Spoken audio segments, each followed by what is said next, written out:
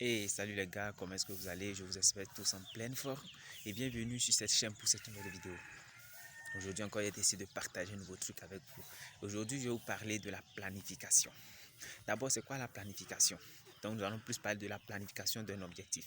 Donc, la planification d'un objectif, c'est le fait de ranger dans un ordre chronologique des événements qui doivent se dérouler afin vraiment d'atteindre votre objectif. Bien souvent, nous nous fixons des objectifs. Et l'étape suivante après la fixation de l'objectif est la planification. Et cette étape, beaucoup la négligent.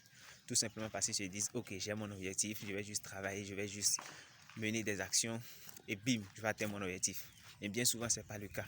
Si vous voulez vraiment atteindre votre objectif, si vous êtes sérieux dans l'atteinte de votre objectif, alors vous allez devoir planifier l'atteinte de cet objectif.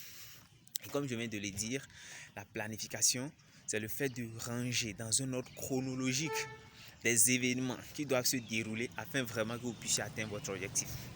En fait, vous allez me dire comment est-ce qu'on peut faire pour savoir tout ce que j'aurai à faire pour atteindre mon objectif.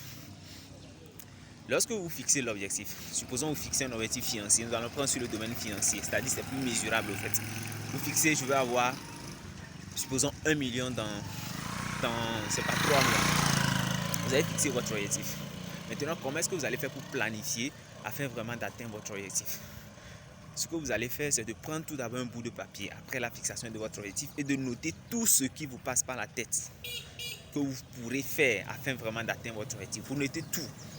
C'est-à-dire, je vais travailler peut-être dans un restaurant, je vais chercher un emploi, je vais vendre des voitures, je vais vendre des objets en ligne. Vous notez absolument tout ce qui vous vient en tête et qui vous semble logique qu'on peut faire afin que vous puissiez atteindre vraiment votre objectif. Et une fois que vous avez noté vraiment tous ces événements, c'est-à-dire vous avez noté tout ce qui vous vient en tête. Maintenant, vous allez essayer maintenant de sélectionner les meilleures idées au fait.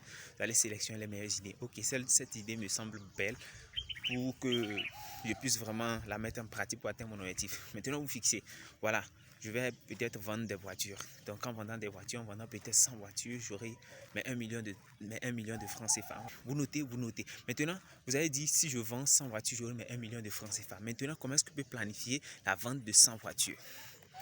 Vente de 100 voitures, c'est-à-dire, vous allez maintenant essayer de diviser ça. Vous avez 3 mois pour atteindre votre objectif. Si je veux vendre 100 voitures en 3 mois, par mois, je dois vendre combien de voitures? Vous essayez de diviser. En moyenne, vous allez vendre 33 voitures par mois. Maintenant, par semaine, je vais vendre combien de voitures? Vous essayez également de noter.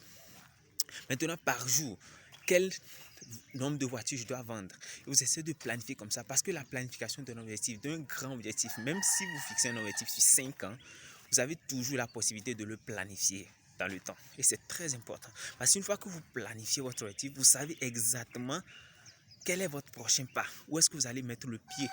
Vous voyez ça? Et c'est très important. Mais lorsque vous ne planifiez pas, vous agissez à l'aveuglette. Peut-être vous avez un objectif sur 5 ans.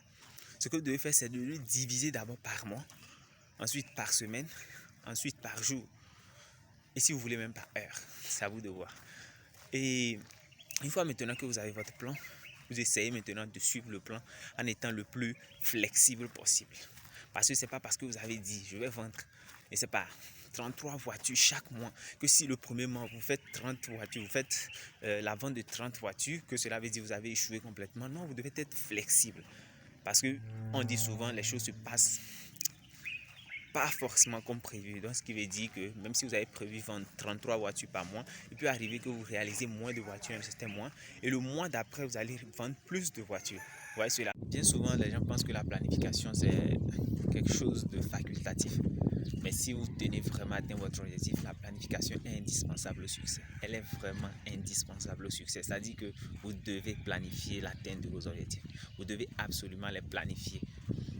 Une fois que vous avez votre plan, vous devez être flexible. Vous ne devez pas être rigide et chercher à tout prix à suivre le plan. Le plan est là pour vous donner un chemin, c'est-à-dire pour vous donner une voie, pour vous montrer quel chemin vous devez emprunter. Mais si vous arrivez à un endroit et que sur le chemin que vous avez tracé, vous voyez un bois, vous pouvez passer légèrement à gauche afin de continuer votre route. Cela ne veut pas dire que vous allez retourner, non, pas du tout, mais vous devez être flexible. Vous devez être flexible, ça c'est très important. Vous devez avoir la flexibilité afin de pouvoir continuer votre route et vraiment atteindre votre objectif.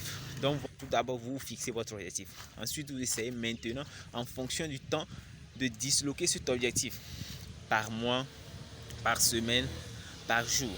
Et essayez maintenant de suivre ce plan. en étant flexible. Mais lorsque je dis flexible, cela ne veut pas dire que vous n'allez pas être rigoureux avec vous-même. Soyez rigoureux avec vous-même. Mais lorsque les circonstances vous imposent d'être flexible, alors soyez flexible.